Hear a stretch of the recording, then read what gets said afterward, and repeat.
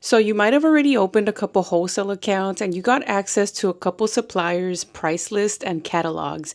Now you're in that product research phase where you're trying to find products to send to Amazon and you might not be sure what to look out for.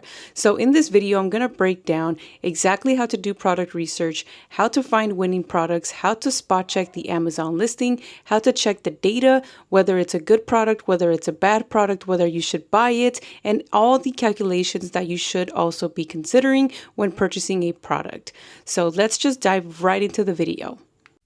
So assuming that you've already gotten your suppliers catalog with prices and brands and categories and everything like that. So I'm going to walk you through how to cross-reference whether those products are selling well on Amazon. And to begin, we're just going to do a quick search. Let's just say your supplier has Bob's Red Mill. We're going to put that in quotations so that way anything that has the word Bob or Red or Mill is filtered out and it's only searching for Bob's Red Mill. So here we have a variety of things. We're going to make sure that this is sorted by featured. So only the top ASINs are going to be showing here. And me personally, I like to sell products that are at least 20 bucks. So we're going to move this up to 20 and we're going to hit go.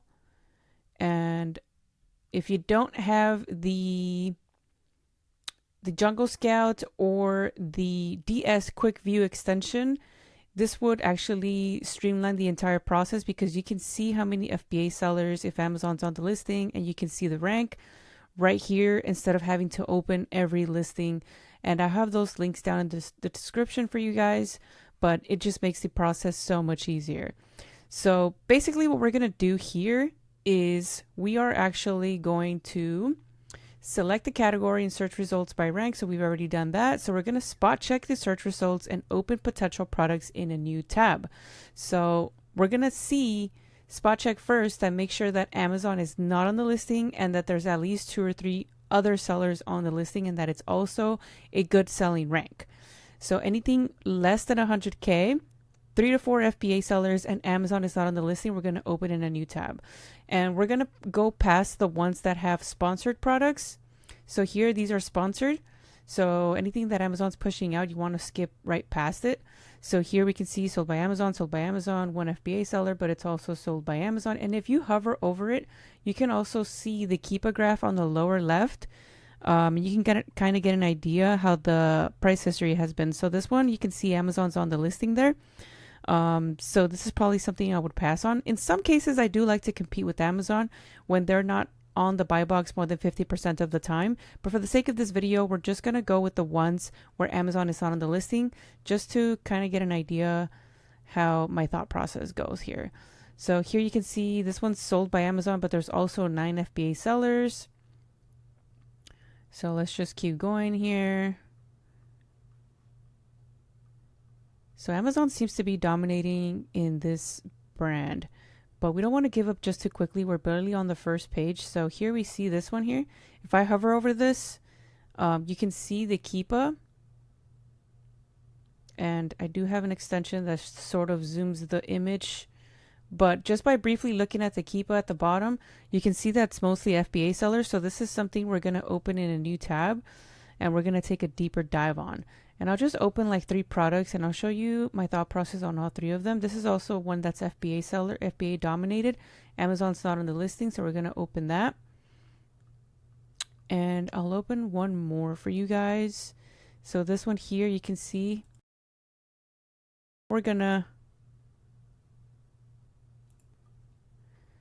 So now we're going to look through this one. And what we're going to do on the product page, so you would typically do what I just did and go all the way towards the end of Amazon, and you would stop doing this, opening in a new tab, all the way until like you would go to the next page and the next page up until you start seeing that the rank is starting to go past 100K. So in this case, so we're still under 100K here. So you could still keep going. Like this one has 2 FBA sellers, but it's a sponsored product. And then you could just keep on going. So the opportunity is endless here. This one's 62K, 9 FBA sellers. So this is another one that you could potentially open. And then you would just keep going up until the rank starts getting higher. So here we have one that's 100K, but we still have one here that's 57K. So typically, like, there's still more products and more listings that you can take a look at. And you can also, if you end up finding something, you can cross-check your supplier's spreadsheet and see if it's in there. So there's hundreds of products, so you would just keep on going. But for the sake of this video, we're just gonna open just a couple of them. So now on the product page, we're gonna spot check the product page. We're gonna look for these 7 things. We're gonna see, first of all, if we're gated or ungated. We're gonna check that the sales rank is under 150K, which we already checked, but sometimes, you know, we might miss that. So you wanna check that. You wanna check if Amazon is on the listing. Are they selling on the listing? Are they sharing sales on the listing? We want to check the buy box price, and we also want to check that we're profitable and that our return on investment is in the green at the buy box price. We also want to check the Keepa price history, make sure that the price has been steady at the average 90 days, and that we're profitable at the average 90 days. And you also want to consider additional costs, inbound shipping, prep costs, placement fees, all that stuff. So if we go into this listing here, we can already see that it's selling 100 units a month. The BSR is 62,000. And then if we go down here to the Keepa, you can see that the price is pretty steady here. So it's selling at around $40. So that's good. And then if we go back a year, the average price is selling, it's pretty steady, and so is the offer count. So this is actually a really good listing because the rank is consistent, the price is consistent, even the seller count is consistent. So that checks off all the boxes. And then if you want to check the buy box statistics, this is FBA dominant. So this is something I would also do, or I would ship to FBA so that Amazon can handle the fulfillment on this. And then if we zoom out, we can see that everybody's getting a share of the buy box here. And we also want to make sure that the average price is steady as well. So now this checks off all the boxes. So your max cost would be $18. So if you find this in your supplier's spreadsheet and it's around $19, $20, that would be something that I would still add to my product list or a spreadsheet to then try and negotiate with the supplier and see if you can get it for a cheaper price. Now, there is a couple things you might want to look at. So you want to at least have a 20% minimum ROI when you're checking a product. And you want to stay within this criteria. So you want to at least have a $3 minimum profit. So let's just say we got this for $19.99 from our supplier. This is pretty okay. This is a little bit on the lower side, but like I said, you could negotiate with your supplier and ask them if you can maybe get it for $18.50. This would bring your ROI to 21% and a $4 profit. So now let's say you have other fees, right? Let's say you have a prep fee of $1.50. This now brings it up to around $20. So are you still gonna, consider this? You have to consider all of these costs and everything like that. Not only that, you also want to take into consideration the competition. So in this case, we have 9 FBA sellers. So you would be the 10th. And we can see that this product is selling 100 units a month. So if there's 114 units being sold per month and there's 10 sellers, that means you can sell about 11 units per month. And if we sell 11 units per month, that means we're making a $38 profit. In this case, this is a little bit on the slower side for me, but this is still kind of gives you that proof of concept that you could still add this product to your catalog and you'd be making $38 every month. And then let's say you add 15, 20, 50 more products exactly like this, you would start stacking your chips. Some products are going to be faster moving. Some of them are going to have a higher profit margin, but this is how you scale on Amazon with the wholesale method. So this is just one product. Now let's take a look at that criteria once again.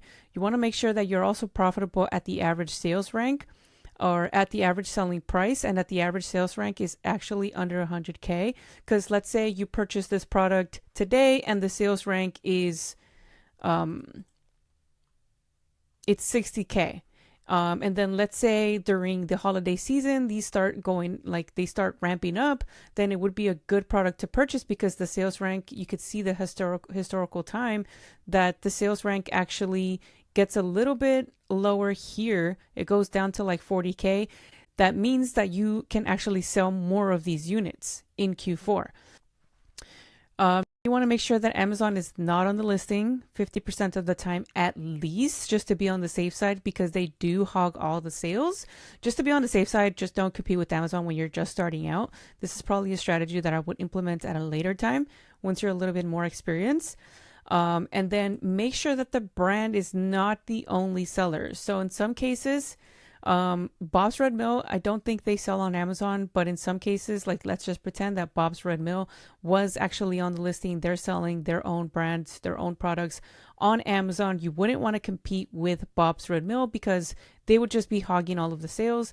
And you can see here if they share the sales or not. If they're cool, like you kind of have to see if the brand is cool with you being a third-party seller on their listing. In some cases, I wouldn't compete with them, but in some cases I will. You would just have to check the price history for any seller drop-offs, and a really good extension to get to see if there's any potential intellectual property complaints would be IP Alert, and I'll have that linked down below as well. Now, another thing that you want to check is that your list price is above $20. What does that mean? You want to at least sell products that are selling at least $20 or more. In this case, it's $36.90. That is the buy box price. That is your list price. When you're calculating this, you would calculate on this price because you can sell it for $40 if you wanted to, and you can make more money. But what's going to happen is you're not really going to get any sales because this guy here is selling it for $36.90. So why would anybody buy from your store for $40? It just doesn't make any sense. So you have to calculate your profit at the buy box price. And then, of course, you got to consider additional prep and additional cost for every product that you're opening. Just make sure that you go through this product criteria. Make sure you spot check the product page when you're doing all of these. So let's take a look at another one here. So this one here, this one's selling 600 units a month. Let's just say we got this for $850. So this would be our profit. This would be our ROI. This is in the green. The sell price is above $20, so that's pretty good. Now, another thing we have to consider is how many units can we sell per month? Are you sending this to FBA? If you're sending this to FBA, you would only count the FBA sellers, which is 10. You would be the 11th. So 597 divided by 11 is 54 units. You would be able to sell 54 units per month on this listing. So let's say you sold 54 units, your profit would be $200. And this one is actually pretty good because now you have a product that is making you $200 in passive income. But obviously you want to consider that prep fee. If you're using a prep center, the inbound shipping, which is already calculated, you have to actually input that in your calculator by hitting the settings in here. And then, of course, one thing you never want to go blind into a listing, make sure that the Keepa looks good, that the price is very steady, the rank is very steady, the competition is very steady, and that the data also makes sense because you don't want to buy a product that doesn't sell at the end of the day. You also want to check the buy box statistic. Is there any certain seller that is hogging all of the sales? In this case, it looks like it's evenly distributed. FBA is dominating here. There is only one seller that is FBM. He's probably a seller fulfilled prime seller. So in this case, I would purchase this product and I would send it to FBA because the buy box here is rotating for FBA sellers. So this product here, another thing that stands out to me is the variations tab. What is a variation? So in some cases, there's going to be a pack of 4, which you can also sell on this listing if you wanted to. This one is actually the one that's winning all of the sales because this little trophy, you can see that it has more reviews than just the pack of 1. Either way, both of them seem to be having a really good sales history here. So both of them would be pretty good to sell on. In some cases, you could double down or just test both of them. If you order, let's say you order 100 cases of like 20 each, which would probably be a crazy test buy, but start small and then scale up. The key for wholesale is to test and then scale. So you want to check all of these things once you're looking into products. You got your product catalog from your supplier. It is a little bit of manual work. This is without a software, but if you guys subscribe to my channel and check out the next video that I'll be posting, I'll show you guys how to basically use a software to streamline this entire process. And this strategy here, you can actually teach one of your VAs how to do it, and they can start doing this for you so that you can focus on higher level CEO tasks. Pretty much how you do product research once you've got your wholesale accounts open. And if you're struggling to open wholesale accounts and find profitable products, and you want me and my team to basically help you streamline the entire process, book a call down below and I'll hear from you then. But make sure that you go through all of this product research criteria here. Make sure you spot check the product page. As long as you follow all of this criteria right here, there's no way that you can make any mistake. And if you guys have any questions, feel free to drop them down in the comments, and I'll see you guys in the next video.